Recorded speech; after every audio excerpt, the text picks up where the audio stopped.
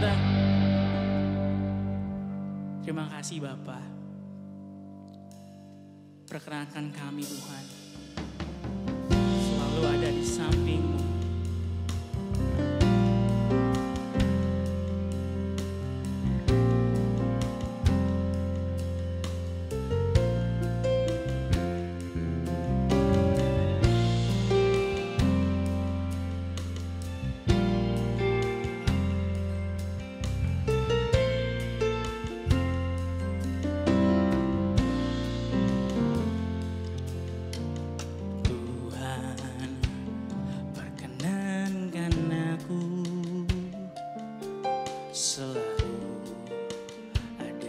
Samping-Mu sejak ku hidup di bumi sampai di keabadian, ku iring Tuhan. Tuhan, ku pegang janji-Ku, setia sebagai sahabat-Mu, senantiasa bersama menunaikan tugas Bapa selesai akhirnya. Ku bersedia hidup kudus tak bercela, takkan lagi dalam percintaan dunia. Ajarku berpikir seperti diri-Mu, bawa ku Tuhan dalam perjuangan.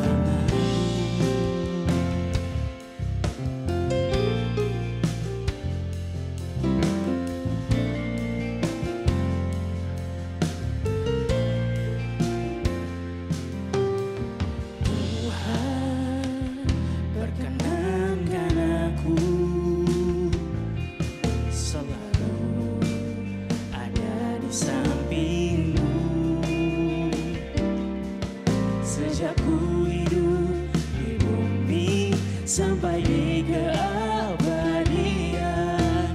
ku iring Tuhan. Tuhan, ku pegang janji-Ku, setia sebagai sahabat-Mu, senantiasa bersama menunaikan tugas Bapa selesai akhirnya.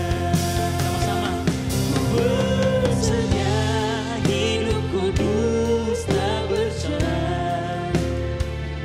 takkan lagi dalam percintaan dunia. Ajarku berpikir seperti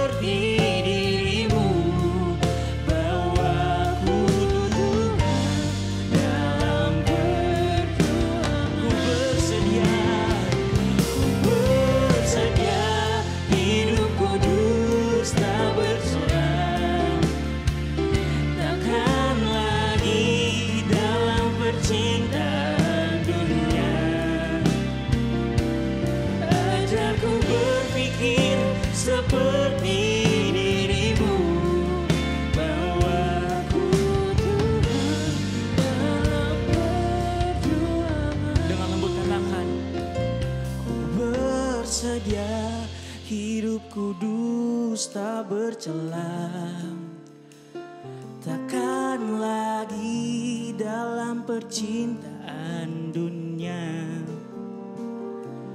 Ajarku berpikir seperti diri-Mu, bawaku Tuhan dalam perjuangan-Mu, bawaku Tuhan dalam perjuangan-Mu, bawaku Tuhan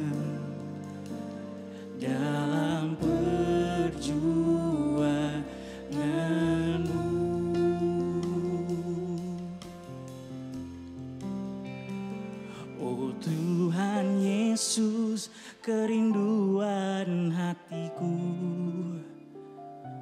Mutiara tak ternilai harta milikku.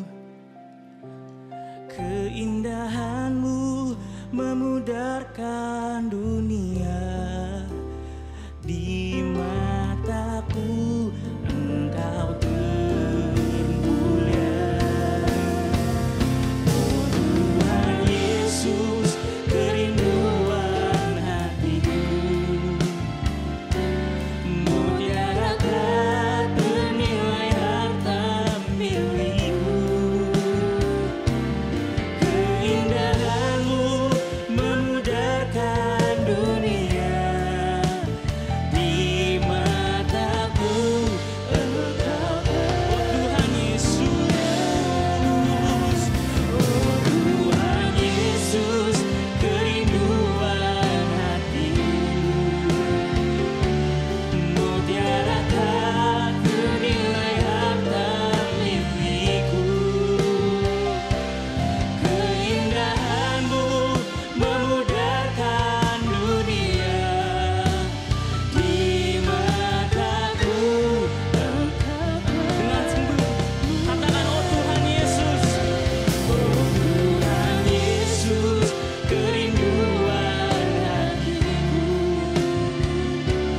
Mutiara tak ternilai harta milikku.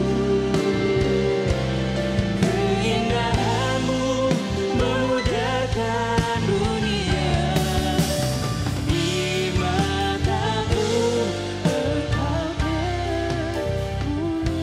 Mari sama-sama katakan, oh Tuhan Yesus, kerinduan hatiku. Mutiara tak ternilai harta milikku. Keindahanmu memudarkan dunia.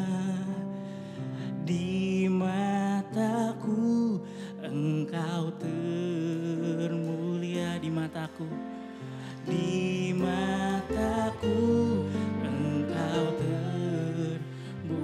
Di mataku, di mataku engkau termulia.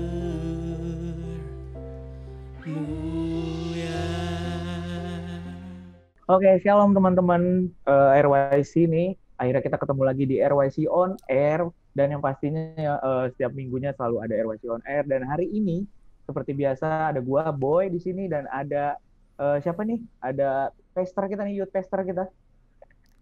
Berat banget sih boy, lu aduh. Biar kayak orang-orang lain kok, youth Oke. pester. Halo semuanya, halo. Ada Ko Epen nih, Ko Epen atau youth pester Stephen Eras. Boleh deh, terserah lu deh boy, lu hostnya, gue suka-suka lu dah. Hari ini dengan tema The Power of Bible.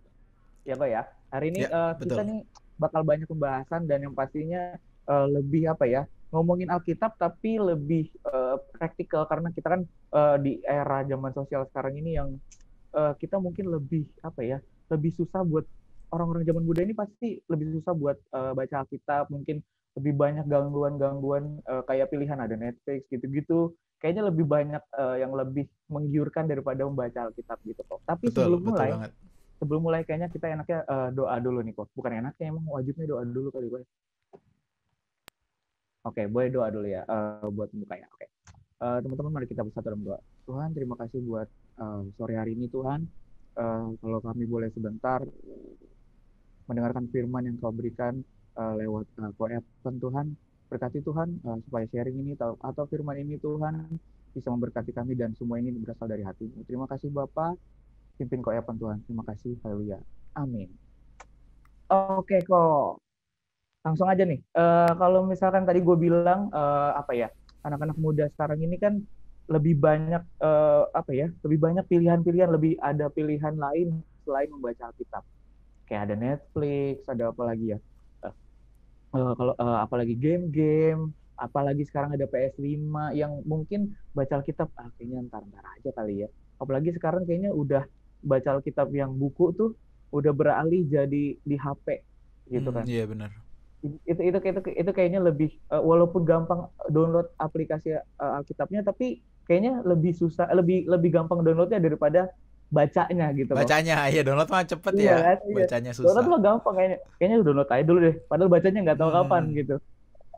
Nah, hari ini nih, kenapa sih, pertanyaan pertama nih kok, kenapa, apa ya, apa sih Alkitab itu, kenapa Alkitab itu penting buat kita nih, buat anak-anak muda zaman sekarang ini, kayak buat RYC juga nih, buat teman-teman RYC, kenapa Alkitab itu begitu penting tuh kok? oke. Pertanyaan lu mungkin kalau gue tarik ke tadi statement lu yang berkata bahwa sekarang sosial media itu lebih menarik dibanding Alkitab. Iya, iya, Alkitab cuman laku di download tapi nggak laku dibaca. Basically iya itu betul. karena begini sih boy, apa yang gue lihat ya. Eh, Banyak orang tuh nggak menemukan atau belum menemukan keindahan dari baca Alkitab itu. Nah, bingung nih Oke, sebenarnya nih, apa sih keindahan dari baca Alkitab? Karena ya ini karena juga eh, kekristenan itu sudah menjadi sebuah agama yang memiliki banyak liturgi rutinitas di dalamnya. Misalkan sebelum makan berdoa, sebelum tidur berdoa gitu. Termasuk orang Kristen iya, harus baca Alkitab. Itu kan udah menjadi sebuah stigma di dalam pikiran orang Kristen bahwa aku harus baca Alkitab. Nah, aku harus baca Alkitab itu memangnya kenapa? Nah, banyak orang nggak menemukan why. Cuman mereka disuruh harus, must. Tapi mereka yang disuruh kenapa gue harus baca? Nah, anak zaman sekarang itu bukan generasi yang gampang diatur sebenarnya. oh iya, iya, Mereka iya, memiliki banyak sudut pandang sendiri yang kalau orang tua ngomong tuh belum tentu mereka bisa telan mentah-mentah. Beda sama zaman dulu. Mereka bisa nurut banget, tapi sekarang kayaknya lebih banyak yang lebih banyak juga yang memberontak dibanding generasi dulu gitu. Kenapa? Karena mereka iya, udah punya berbagai macam jawaban. Mereka sudah memiliki berbagai macam jalan keluar dari hal-hal yang mungkin disuruh kepada mereka, diperintahkan bagi mereka dan mereka nggak suka. Jadi gue ingin begini aja. Nah, salah oke, satunya pelariannya adalah sosial media. Di situ ada Netflix juga, bisa iya, nonton, ada HBO Go juga, terus ada TikTok lah, Twitter dan segala macam gitu loh. Nah, sebenarnya Alkitab itu adalah sesuatu yang harusnya mengubah, boy. Karena itu kan tema kita kan the power of Bible. Kenapa dikatakan kekuatan dari Alkitab?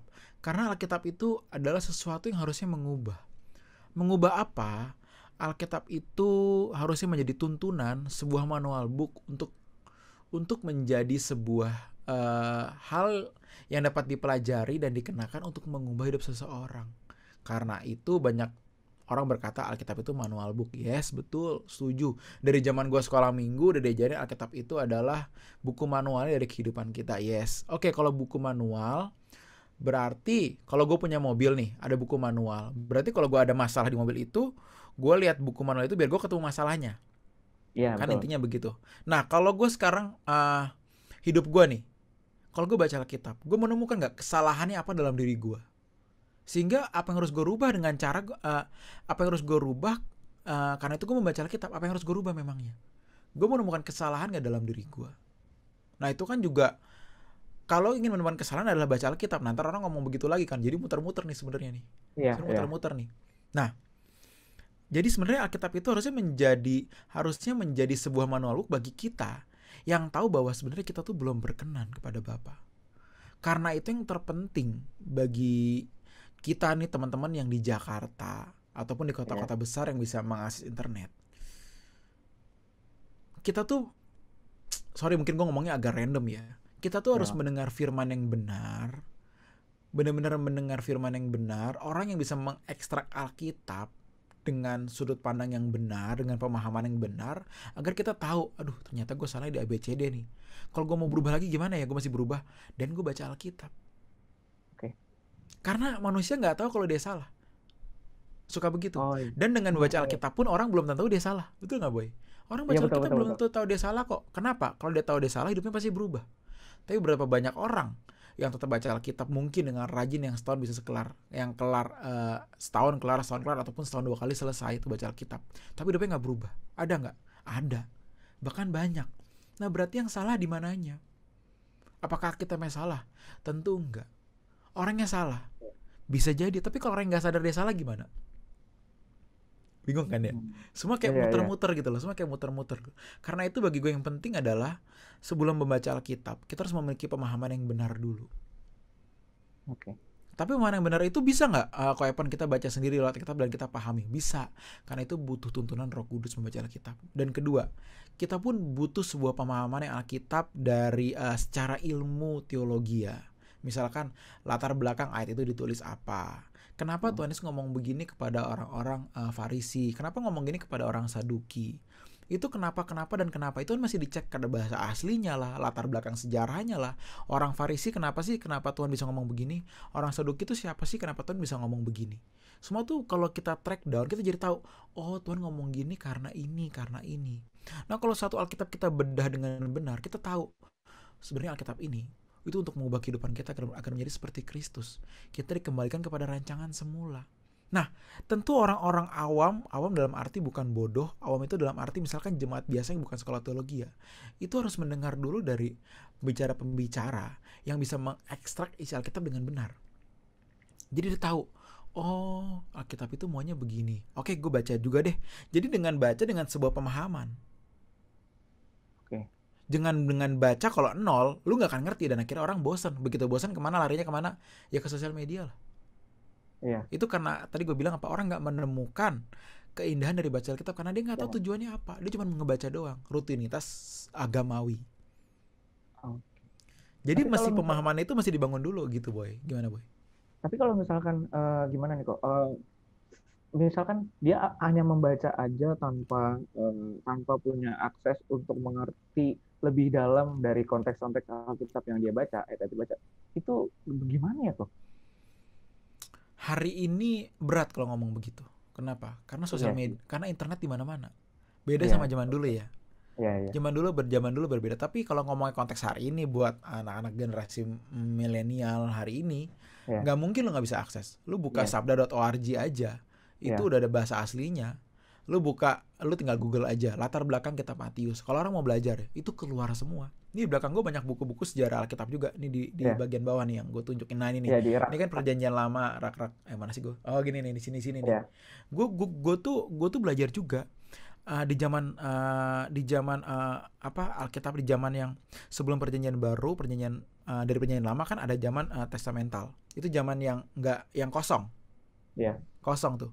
Dari kitab perjanjian lama ke perjanjian baru tuh ada yang kosong di sini. Ini apa yang terjadi sih? Nah itu kan itu ada satu bukunya gue pelajarin, gue mau tahu ada apa. Kenapa? Agar gue bisa mengekstrak Alkitab dengan benar, dengan jujur. Kalau enggak, gue jadi bisa menarik Alkitab sesuai dengan apa yang gue pahami. Itu namanya eisegesis. Apa yang gue pahami, gue cari di Alkitab. Jadi pemahaman gue itu, gue cari Alkitab yang mendukung pemahaman gue. Jadi apapun yang gue baca dari Alkitab itu semua mendukung pemahaman gue. Padahal ini belum tentu benar loh. Harusnya eksegesis dari Alkitab keluar, bukan dari sini yang narik ke pikiran kita, enggak. Dari Alkitab keluar untuk mengisi pikiran kita. Nah untuk mengisi pikiran kita itu gimana? Dengan cara baca doang. Susah loh, jujur deh boy. Kita baca Alkitab doang tanpa pemahaman tuh bingung loh sebenarnya. Ini tuh begini kenapa sih? Bingung gitu loh. Karena itu kalau orang-orang yang belajar itu mesti benar-benar mengekstrak Alkitab dengan benar. Jadi Alkitab itu menjadi something yang mengubah. Bukan hanya mengisi rutinitas agama doang, tapi mengubah. Itu kalau orang udah berubah, baca firman berubah, dia jadi ada excitementnya sendiri untuk ngebaca. Oh ya Tuhan ngomong gini. Serigala punya liang, burung punya sarang, tapi anak manusia gak punya tempat meletakkan kepalanya. Iya ya, emang dunia ini sementara ya. Tapi kalau mau dari sudut pandang lain bisa juga diambil. Karena itu Alkitab seperti karet. Bisa ditarik kemanapun. Kenapa gue ngomong gini? Based on apa gue ngomong gini? Karena doktrin itu ada ribuan di dunia ini. Berbeda-beda. Ada banyak sudut pandang Alkitab berbeda-beda. Ada teologi kemakmuran. Ada yang fokusnya ke mujizat, setiap ayat Alkitab ditarik ke situ, kemakmuran, setiap ayat Alkitab ditarik untuk kemakmuran. Ada juga orang bilang GSKI teologinya Pak Eras itu teologi kematian, ada juga begitu. Berbagai macam teologi ya. Iya, kan sekarang mana yang benar sih? Sekarang mana yang benar gitu loh. Yang benar satu, ketika kita diajar untuk meninggalkan dunia dan mencintai Tuhan abis-abisan. Iya dong. Kasihlah Tuhan Allahmu dengan segenap hatimu, jiwamu, akal budimu. Berarti memang mencintai Tuhan itu harus lebih dari segalanya. Berarti yang benar adalah ketika apa yang kita baca adalah kita itu mendukung apa yang Tuhan juga katakan. Gak mungkin berlawanan. Percintaan dengan dunia, permusuhan dengan Allah. Terus ada ayat yang lain, mintalah maka kau akan diberi. Iya. Gimana coba nyocokinnya? Percintaan dengan dunia artinya segala hal yang kita inginkan gitu loh. Karena Boy. Kalau Boy dulu mandang gitu ya dulu jujur kayak ini kok Alkitab ngomong gini, tapi kok yang satunya lagi ngomong gini. Jadi ini gue ngikut yang mana nih? Gitu loh. Kayak ada kontradiksi. Ada kontradiksi kalau misalkan kita mikir itu lepas dari konteks yang dimaksud. Iya nggak sih kok? Betul. Makanya kayak ayat Alkitab itu mesti dilihat bukan cuma ayatnya. Makanya harus Alkitabiah bukan ayatiah. Iya. Gak bisa satu ayat, tetapi satu konteks, bahkan ayat-ayat sebelumnya, ayat setelahnya apa, sebelum konteks itu apa yang dibahas gitu loh. Iya. Itu semua kan masih penting banget dibahas. Kayak gini loh. Percuma kalau seseorang bisa mengerti, berbahasa malaikat tapi tanpa kasih sia-sia. Iya. Nah itu kayak gitu gimana? Di ayat sebelumnya itu di ayat sebelumnya membahas mengenai karunia roh. Kalau orang baca karunia roh doang, wah ini nomor 1 nih, penting nih. Tapi kalau lo baca ayat selanjutnya, itu beda konteks loh. Kan dulu Alkitab itu nggak ada perikop, nggak ada konteks konteksnya. Dulu nggak ada perikop ya, semua tulisan semua. Kalau orang baca cuma sampai situ doang, bahasa tentang karunia, wah ini nomor 1 nih. Padahal di ayat selanjutnya Tuhan ngomong apa di ayat itu Tuhan ngomong gini. Tapi yang lebih penting daripada itu, ada kata-kata kayak gitu. Apa itu? Kasih. Percuma kalau orang berbahasa malaikat, memiliki segala pengetahuan dan kebijaksanaan tanpa kasih sia-sia. Tapi kalau orang nggak baca itu, ini kan kalau nyambung kan jadi cantik ya, jadi cakep. Iya. Jadi apa ya? Jadi perfect gitu, jadi sempurna. Oh begini. Iya, gitu maksudnya, gitu Boy. Tapi kadang kalau orang udah mikir, udah punya pemahaman sendiri, udah ngambilnya udah ayat-ayat itunya aja untuk mendukung pemahaman yang dia punya itu. Iya. Gitu. Itu eisegesis. Nah gitu teman-teman nih. Jadi kita belajar untuk nggak cuman ayatiah tapi alkitabiah juga. Kalau misalkan kita sering belajar juga dari Koepan atau MRS juga, kita tuh diajarin untuk memahami isi Alkitab sepenuhnya, karena isi Alkitab sepenuhnya itu kalau ditarik benang merahnya juga kayak tadi Koepan bilang, meninggalkan dunia gitu kok. Ya, meninggalkan dunia dan hidup untuk Tuhan habis-habisan. Udah itu aja sebenarnya sih. Ya nggak sih kok? Betul, memang harusnya memang begitu. Tapi kan ya orang kan punya pemahaman beda-beda ya Boy. Iya, gue pun nggak bisa memaksakan hal kayak gitu. Tapi kalau menurut gue apa yang gue dapatkan di sini, yang gue dapatkan khususnya di GSKI itu mengubah pemahaman itu, membuat gue nggak mencintai dunia kok. Dan buat gue ya udah, emang Tuhan juga ngajarin nggak mencintai dunia. Emang Tuhan pernah ngajarin mencintai dunia? Enggak. Ya. Gitu sih sebenarnya. Iya benar. Jadi memang harus harus lebih dihidupin lagi nih kok. Tapi kalau misalkan gini kok, sangat level berpengaruhnya seberapa besar sih kita baca Alkitab, baca firman nih, sama pertumbuhan rohani kita nih, seberpengaruh apa buat Koko dari pengalaman Koko? Baca Alkitab itu ya, kalau dari sudut pandang Koko sebagai seorang yang juga mesti bawain sharing kemana-mana nih, yang dituntut untuk ya dilihat banyak anak muda gitu, ya nggak banyak-banyak banget sih, di rumah sendiri lah mesti gitu. Alkitab itu sebagai gue bisa memberikan kebenaran secara benar, sudut pandang gue nih. Jadi gue mesti misalnya diundang sharing di mana, kau bawain sharing di sini dong, even di gereja lain ya, di sinode lain. Gue tuh nggak boleh ngasal mikir kayak gue pengen bahas tentang mengampuni ya. Ya nggak salah juga sih tentang mengampuni, tapi gue lebih prefer nggak ide mendadak Boy.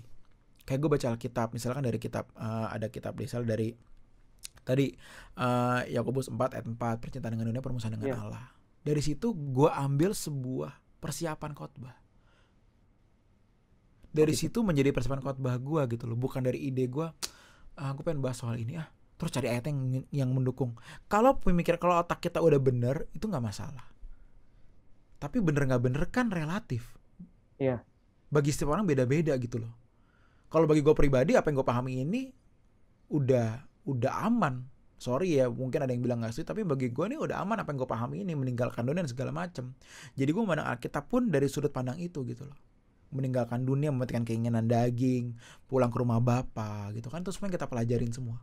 Jadi gue nyari ayat pun gue bisa memahami dengan sampai sesuai dengan apa pemahaman gue tentang kebenaran gitu loh. Tapi kalau mau persiapan beda, gue masih baca dulu nih Yakobus, Korintus. Oh tentang ini bagus konteksnya nih, dari sini baru gue bikin persiapan. Itu bagi gue boy, bagi gue pribadi. Karena yang penting itu ekstraksinya boy. Bagaimana Alkitab ini bisa lo kenakan, bukan lo baca. Nah kalau orang cuma ngebaca doang, bingung kenakannya di mana. Iya. Paling cuman ya 10 hukum Taurat dikenakan gitu. Ya begitu itu pun juga udah bagus juga sih, nggak salah juga. Tapi yang penting ekstraksinya bagaimana satu utuh Alkitab ini memiliki sebuah ide. Jadi Alkitab itu kan adalah pasti isinya kan diilhami oleh Roh Kudus. Iya. Nah ide dari seluruh Alkitab ini bagaimana bisa kita kenakan? Itu kan butuh ekstraksi untuk kita kenakan boy. Aduh jatuh. Untuk kita kenakan. Nah karena itu benar-benar masih belajar banget. Ini khusus buat gue ya boy. Karena itu gue baca buku juga di belakang. Gitu. Tapi kalau misalkan gini kok, kan tadi Koko bilang kalau Koko tuh ngambil ekstraksi dari yang Koko baca gitu ya. Dan Koko mengambil itu terus mengenakannya di hidup Koko. Kayaknya kalau gue ngelihat ya, banyak orang gitu yang udah baca firman itu kalau misalkan dia nggak menghidupi apa arti dari firman itu, kayak sekedar baca aja gitu dan cuma sekedar rutinitas aja gitu kok. Nah itu gimana ya kok? Biar kita tuh nggak memaknai atau memandang baca firman atau belajar firman itu cuma sebagai rutinitas, apalagi Koko dengan posisi Koko ya dengan Koko yang sebagai Koko kita nih, Koko atau youth pastor tadi gue bilang di awal gitu kok. Tadi gue bilang di awal. Maksudnya kan pasti Koko lebih memaknai itu tuh bukan rutinitas lagi gitu kok. Karena gini sih boy, yang dibutuhkan dua hal dari membaca Alkitab. Yang pertama adalah kita menemukan rahasia kebenaran, bukan menemukan kata-katanya, tapi menemukan rahasianya di balik kata-kata itu. Yang kedua adalah untuk mengenakan itu dibutuhkan keberanian, dibutuhkan integritas. Nah ini dia, dua hal ini yang penting banget gitu loh.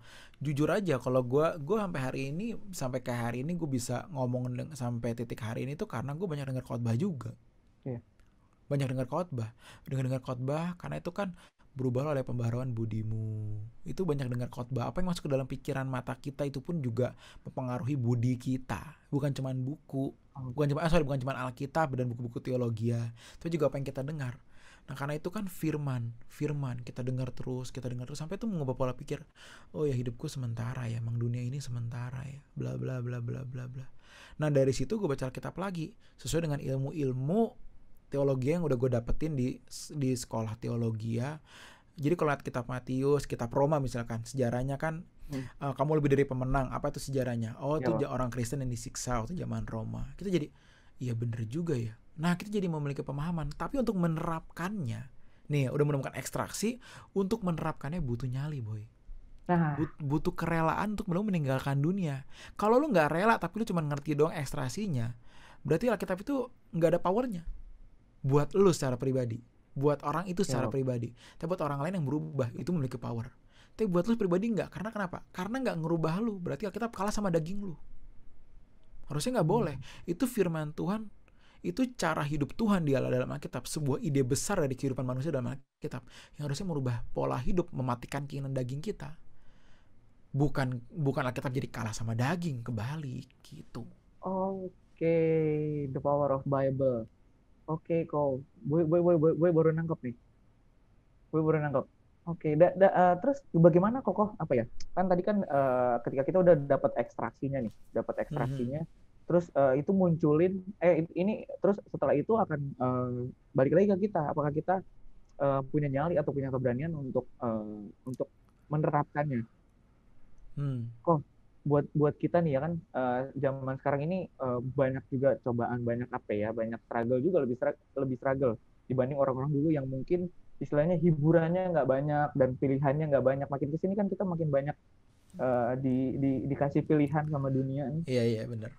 Nah gimana kita memposisikan diri kita itu untuk terjun di situ, untuk kasih untuk berani ambil posisi itu kok. Karena lu nggak punya pilihan lain selain berkenan. Selama lu masih memiliki pilihan lain dalam hidup lu akan memilih berkenan itu sebagai hal yang nomor 2. Power of Bible adalah ketika Alkitab itu bisa mengubah hidup lu. Itu kekuatan Alkitab. Bisa mengubah dalam arti bukan jadi secara ajaib lu baca Alkitab dan lu berubah, enggak. Lu baca dan Alkitab menjadi tuntunan. Firman-Mu di kitab Mazmur 119, firman-Mu adalah pelita bagi kakiku dan terang bagi jalanku. Kita tuh dalam kondisi yang gelap. Jadi aku butuh penerang. Kenapa? Kalau enggak, aku jalan sendiri. Bukan berarti lu diem, tapi lu jalannya salah. Bukan berarti gelap itu lu diem, tapi gelap itu lu jalan ke arah yang salah. Tapi once lu tahu, oh jalannya seharusnya sebelah sini, itu rumput, di sini tanah, di sini aspal. Gue nggak boleh jalan ke rumput, gue mesti ke aspal. Karena itu gue butuh penerang. Kenapa? Kalau gelap gue nggak tahu jalan kemana. Karena itu firman itu adalah pelita, penerang. Nah, jadi emang hidup kita itu kalau memang kita benar-benar kita memahami ada kekuatan di Alkitab, itu bukan cuma ketika kita baca, tapi ketika kita menemukan ekstrasinya dan menghidupi firman itu, boy. Begitu, boy. Tadi by the way sorry, tadi apa gue udah menjawab pertanyaan lo ya? Rasanya belum ya. Tadi gue agak lupa jadinya deh. Bagaimana kita kasih keberanian penuh di situ tadi untuk kasih keberanian atau nyali penuh untuk melakukan apa yang udah kita tahu. Oh iya benar. Nyali ya, keberanian ya. Iya, tadi kok sebut nyali soalnya. Gini. Lu mesti berpikir begini. Di belakang lu jurang dan lu nggak ada jalan selain maju. Kenapa? Jadi kita tuh masih menempatkan diri kita bahwa aku nggak punya jarak, aku nggak punya pilihan lain selain aku maju jalan berbatu, mungkin ada berdurinya, mungkin harus nanjak, tebing dan segala macam. Gue maju begini, tapi belakang lahar. Lu pilih mana? Ya lu maju lah. Sama kayak begitu. Kenapa kita nggak menaruh hidup kita di kondisi seperti itu? Dan memang hidup kita seperti itu. Kenapa? Karena once lu mundur, neraka.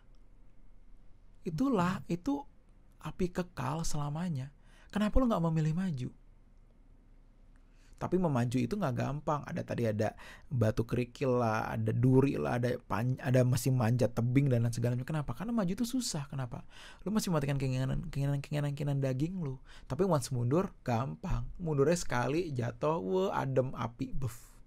Gue bayangin tuh kalau mundur itu belakangnya tuh kawah gitu dan lu jatuh kena angin gitu. Jatuh kan masih ada angin ya. Ya kena angin, buff gitu. Jadi memang kita nggak punya pilihan lain sih, boy, selain memang maju. Dan ketika maju itu ada kemuliaan kekal. Kenapa kita nggak mau maju? Lucu. Jelas-jelas Tuhan udah menawarkan surga. Jelas-jelas Tuhan udah menawarkan hidup kekal, dimuliakan bersama dengan Dia. Tapi kalau kita memilih mundur, lucu. Tapi kadang-kadang orang memilih mundur juga karena nggak tahu dia mundur. Sama seperti tadi. Karena itu ekstrasinya, boy. Orang nggak menemukan ekstrasinya. Dan dia dengar khotbah-khotbah yang bukan ekstrasi Alkitab secara benar. Jadi ngaconya itu bergulung-gulung, tau gak sih? Iya. Sama kayak tadi Koko bilang, firman kan kayak tadi di Mazmur, firman-Mu itu pelita bagi kakiku. Bukan berarti ketika kita nggak ada pelita itu kita nggak jalan. Kita jalan tapi kita nggak tahu nih arahnya mau kemana. Iya, gitu. betul. Kita jalan dalam gelap gitu. Betul. Waduh. Dan kalau Koko barusan nih nyebut kalau kebanyakan kadang juga karena kita dengerin firman yang bukan dari hasil ekstraksi si pembicara itu. Ya nggak? Ya kan gitu kan? Dengar firman bukan dari ekstraksi yang benar. Ya, bukan dari ekstraksi yang benar atau ya kan kita dengar firman berarti dari pembicara dong. Maksudnya Iya. Nah, salah nggak sih kok? Ini lanjut ke pertanyaan selanjutnya. Salah nggak sih kita belajar firman cuma dari pembicara? Atau kita nggak berusaha untuk mengkonfirmasi dari lain dan kita fokus kayak, gue percaya sama dia dah. Gitu. Yang paling merusak orang Kristen itu salah satu pembicara. Maaf ya para pembicara yang dengerin saya ngomong, saya menghargai Anda semua. Ya, Pak. Ya saya nggak bilang juga siapa yang rusak, siapa yang benar, siapa yang salah, siapa yang benar, nggak. Bukan hak gue atau urusan gue buat bilang begitu. Tapi dengan berbagai macam doktrin di dunia ini, berarti semua itu kan berarti ada berbagai macam pandangan yang keluar dari mulut pembicara masing-masing doktrin itu. Nah sekarang mana yang benar, mana yang salah, tergantung pembicara itu. Pertama dia belajar Alkitab nggak? Iya. Karena begini loh, Tuhan itu ya untuk menuntun satu pembicara itu dituntunnya nggak cuman begitu di sekolah teologi ya, tapi dari kecil dia dibawa untuk kenal Tuhan dari sekolah minggu. Semua kan berawal dari sekolah minggu. Orang nggak baca kitab tapi dengar khotbah, betul nggak sih? Iya, betul. Nggak ada yang dari sekolah TK SD, gue mau baca Alkitab biar jadi teolog. Kagak ada. Semua itu dari sekolah minggu, dengar khotbah. Dari situ kan memiliki pemahaman. Iya kok. Kalau gedenya sekolah Alkitab, belajar sampai menemukan apa yang benar dari tadi bahasa asli lah, latar belakang Alkitab lah, konteks dan segala macam, bagus. Tapi kalau enggak, ngikutin apa yang dia udah dapetin terus, entar dia ngajarin orang lain begitu, ikutin lagi terus, habis. Ini tongkat estafet kesesatan yang terus-menerus dikirimkan, yang terus ditransfer ke orang-orang lain-lain sebagainya. Karena itu yang terpenting adalah pembicara. Mencintai Tuhan sungguh-sungguh enggak? Pembicara berani hidup seperti Kristus enggak? Semua pembicara tahu harus hidup seperti Kristus. Tapi apakah semua berani hidup seperti Kristus? Benar-benar rela hidup seperti itu, mengabdi kepada Bapa. Berani enggak pembicara? Kalau enggak berani ya susah. Apalagi pengen nyaman di dunia ini, pengen kaya, pengen dihormatin. Ayatnya pun enggak lepas dari pemahaman dia. Dia akan narik sesuai dengan apa yang dia senangin di otak dia, ayat-ayat apa yang mendukung pemikiran dia. Apalagi dia nggak mengekstrak itu dengan benar. Abis boy. Yang dengerin gimana? Duniawi jadinya. Jadi bener-bener kalau orang nggak belajar, itu berantakannya panjang gitu loh. Runtutannya panjang kalau orang nggak belajar. Kasihan jemaat. Jemaat itu mereka belum tentu memilih kok. Mereka belum tentu mau memilih gue pengen denger khotbah yang begini aja. Enggak, karena mereka nggak tahu apa yang bener sebelumnya. Tapi yang mereka dicekokin, yang mereka dengar adalah begitu. Dicekokin terus sampai oh ini yang benar nih. Ah udah, kalau makin keras, makin udah jadi batu di sini, dengar terus jadi keras, dirubah susah boy. Sampai mati begitu. Nah itu seremnya begitu. Itu seremnya apa ya?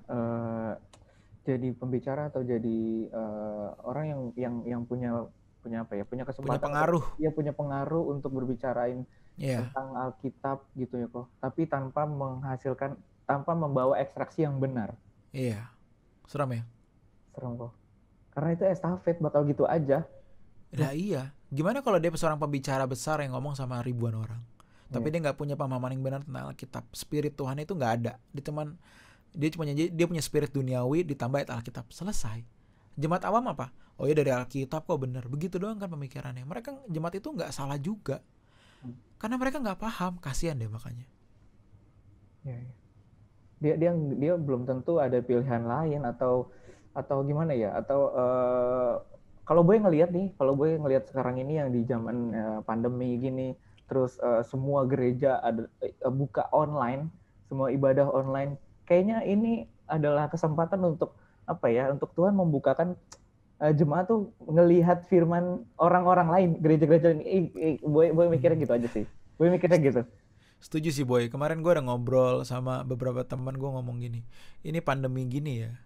Ini kondisi gereja untuk menggrab jemaat ataupun kehilangan jemaat. Iya betul. Bener-bener kondisinya seperti ini. Kenapa? Karena semua terbuka kok. Coba kalau offline, kan pasti jemaat ke gereja itu aja karena memang terbiasa di gereja itu ya di situlah terus udah nyaman, udah malas pindah, apalagi yang berumur ya udah malas pindah, apalagi kalau gereja-gereja komunitas yang teman-temannya seru udah nggak pindah tuh di situ ya nggak apa-apa juga sih tapi karena online lu jadi membandingkan oh ada khotbah ini, ada khotbah itu, ada khotbah itu, gerejanya ada yang modern, ada yang kuno, ada yang sedang-sedang, gue mau pilih mana? Dan karena di rumah dan lu bisa buka YouTube, gak ada yang membatasi lu. Iya betul. Gak ada yang membatasi lo. Nah itu yang jadi ya satu sisi sih sebenarnya bagus ya kalau ada gereja-gereja yang kalau gereja-gereja itu memberikan kebenaran. Ada gereja yang memberikan kebenaran yang benar dan orang dengar, menyelamatkan. Tapi bagi gereja yang ditinggalkan tuh kasihan sebenarnya. Gue suka kasihan sih. Ya, kasihan aja gitu loh sebenarnya. Tapi ya mau gimana? Semua terbuka kok. Tapi kan balik lagi ke poin tadi di awal, kalau ya mungkin ini cara Tuhan untuk apa ya, untuk memberikan kesempatan untuk jemaat-jemaat di luar sana yang bisa melihat firman yang adalah hasil ekstraksi. Iya. Yang Kalau dari besar sudut gitu pandang kok. kita mungkin kita bisa ngomong gitu. Tapi Iya sih bagi kok. yang ditinggalin jemaatnya, sialan lo gitu-gitu ntar dengan Iya. berbagai macam alasan. Jadi memang ya beda-beda lah ya sudut Iya. pandangnya masing-masing ya boy. Dan terus balik lagi kok, bagaimana apa ya, the power of Bible nih, yang seharusnya kita berarti ya, kalau boleh ngambil kesimpulan, berarti the power of Bible itu adalah balik lagi ke kita nih, menantang kita untuk menerapkan hasil ekstraksi ini. Pertama kita mengekstraksi apa yang kita baca atau apa yang kita dengar, kita pelajari, kita mengekstraksi, terus kita menerapkannya. Nah terus ditantang untuk lu berani nggak untuk punya nyali terjun ke posisi ini, gitu ya kok ya. Iya, itu makanya ada the power of Bible. Kenapa menjadi sebuah power ketika itu bisa mengubah lo? Kalau enggak berarti Alkitab itu powerless sama kedagingan kita, nggak ada kekuatan, powerless. Harusnya enggak. Tergantung kita meresponnya atau enggak. Kita melihat Alkitab itu sebagai something yang juga mengubah gua atau enggak. Nah itu tergantung kita juga. Gitu. Wah, ini Boy tadinya nggak kebayang nih the power of Bible. Ini sebenarnya apa ya, kekuatan tuh Alkitab tuh apa gitu. Maksudnya kayaknya sekarang di zaman sekarang ini kayak Alkitab biasa aja gitu. Apalagi kayak ngelihat Boy yang udah terbiasa pakai Alkitab yang di HP gitu. Kayak memandang, ngapain sih lo masih pakai bawa Alkitab yang kertas gitu-gitu loh. Maksudnya ya udah sih Alkitab ya udah baca aja di HP aja gitu. Kadang-kadang merendahkan. Kadang kan orang mikir ya itu sudut pandang masing-masing juga sih kok ya. Cuman kayak boy ngerasa, wah jangan-jangan gue udah merendahkan isi Alkitab itu sendiri gitu.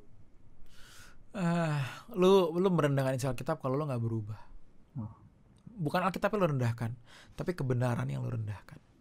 Bukan Alkitabnya. Alkitab itu cuman tulisan. Yeah. Tulisan memang tulisan diilhami oleh Roh Kudus ya, bukan tulisan sembarangan. Tetapi kan bobotnya itu di kebenarannya sebenarnya.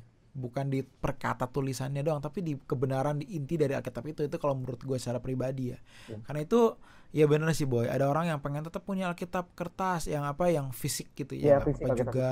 Ada juga yang pengen pakai handphone aja gitu. Oh ya nggak apa-apa juga pakai handphone. Sebenarnya ngubah atau enggak sih? Itu doang sih.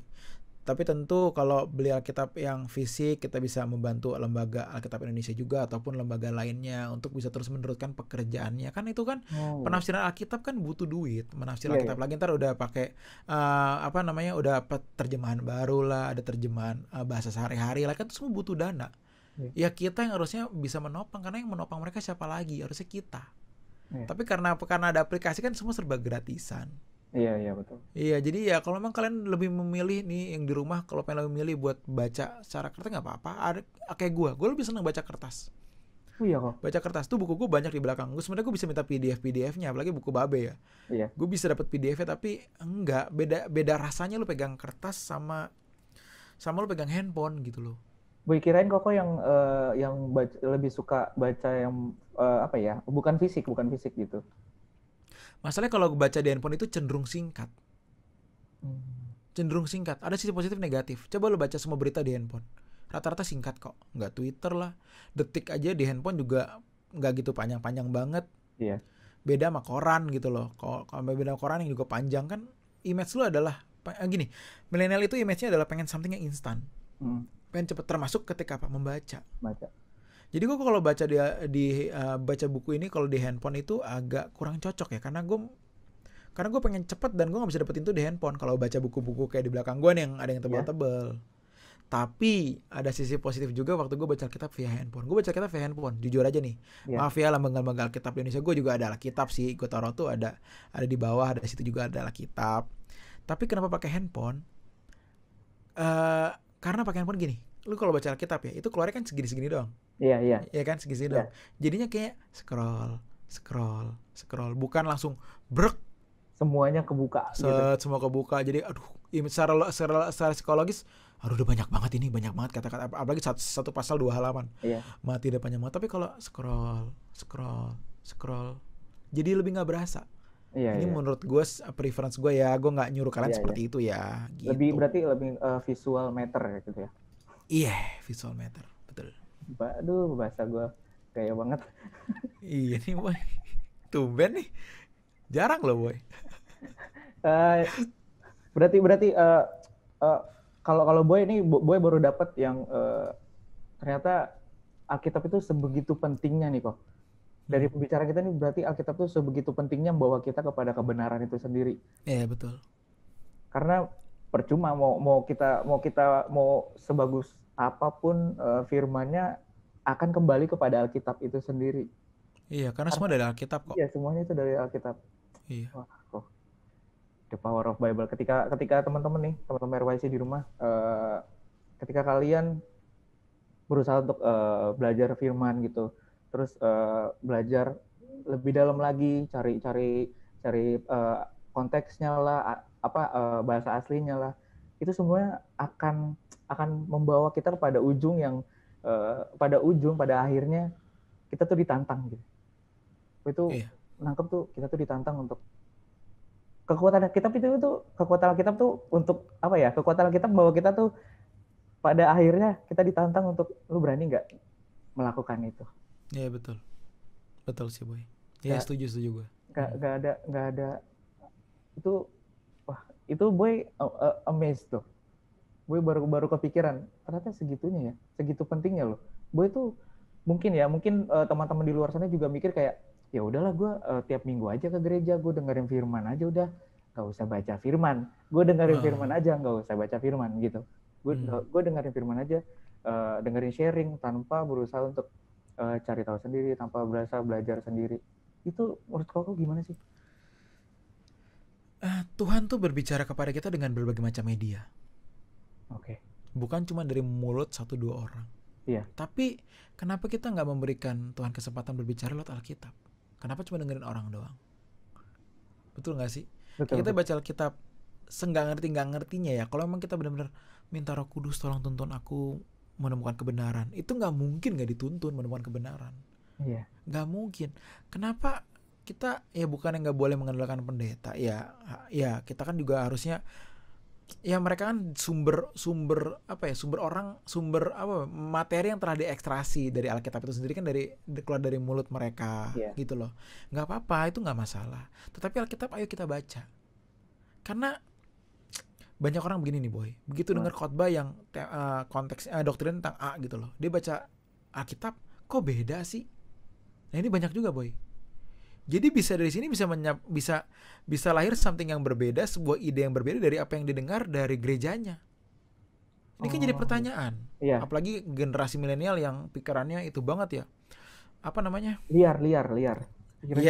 Iya bisa liar juga. Terus bener-bener apa namanya? Apa sih namanya? Gue lupa. Pokoknya detail banget gitu pikirannya loh. Kritis. Oh, kritis. Kritis gitu loh. Kok beda sih? Ntar nanya atau enggak dia cari tahu gitu loh. Oh baru bisa menemukan ternyata yang diomongin sebenarnya nggak tepat, yang tepat begini. Oh itu bisa loh boy. Banyak yang begitu, orang-orang yang gue kenal begitu. Kok dari kita beda ke Tuhan ngomong gini, tapi kok misalkan itu pengen ngejar kekayaan dunia, tapi Alkitab kok percintaan dengan dunia. Itu gimana coba? Iya. Nah ini kan kalau orang membaca sendiri kan Tuhan bisa memberikan juga insight gitu loh. Hikmat. Iya juga ya, hikmat gitu loh. Lah, karena itu percaya sama pendeta ya harus. Kalau nggak percaya nggak usah dengerin dia lah. Ngapain lu dengerin orang yang lu nggak percaya, konyol. Tapi lu juga baca Alkitab. Karena kalau emang klop match ini dua, ya berarti lu nggak salah dengerin orang. Gitu aja. Iya. Wah, iya benar. Ketika lu udah belajar dan mendengarkan firman yang benar, dan lu mengekstraksi firman itu dan match itu berarti Tuhan kayak nah bener kan nih gitu. Istilahnya iya. Bener kan? Tuh. Tuhan tuh nggak mungkin nggak menuntun anak-anaknya yang mau bener. Udah itu aja. Gitu. Tuhan nggak mungkin nggak menuntun anaknya yang mau bener. Iya. Wah. Kok ini sharing yang apa ya, yang menampol Boy juga, menampol.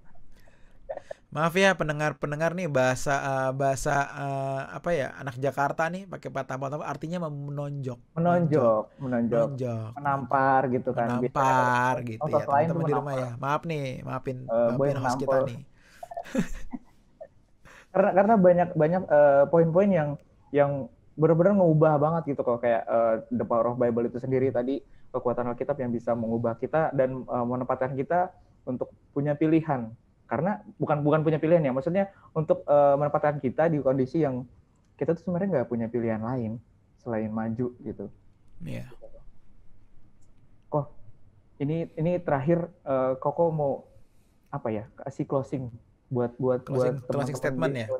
closing statement buat teman-teman di rumah nih, teman-teman RYC, tentang bagaimana kita apa ya, bagaimana kita lebih berani lagi aja deh kok, lebih berani lah. Oke, paham gue. Tuhan tuh memberikan kita waktu yang gak panjang untuk berubah, teman-teman.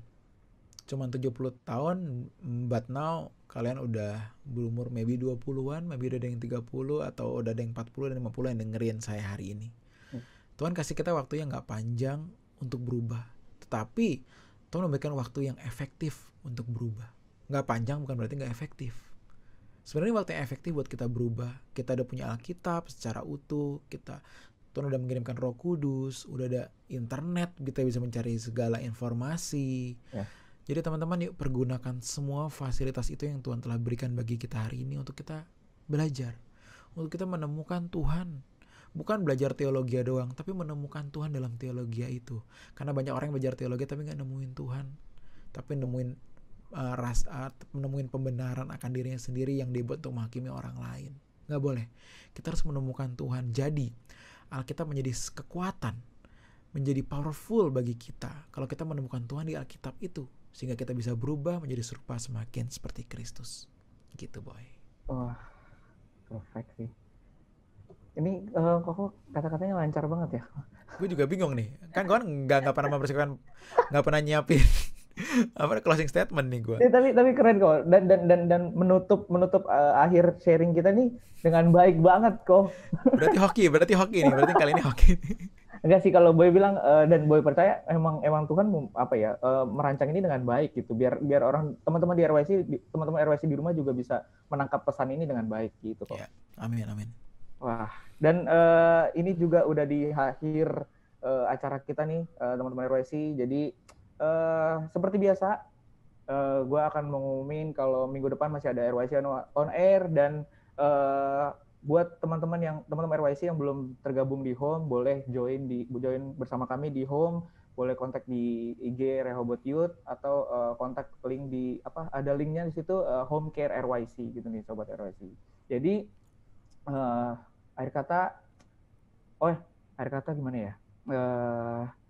Gue sih mau ngajak teman-teman biar yuk kita sama-sama belajar firman, sama-sama hidupi firman itu, dan apa ya, hidupi firman itulah teman-teman. Gue amazed sama kata-kata kok yang terakhir, dan itu bisa lancar banget gitu kok. Biasanya nggak lancar ya, boy.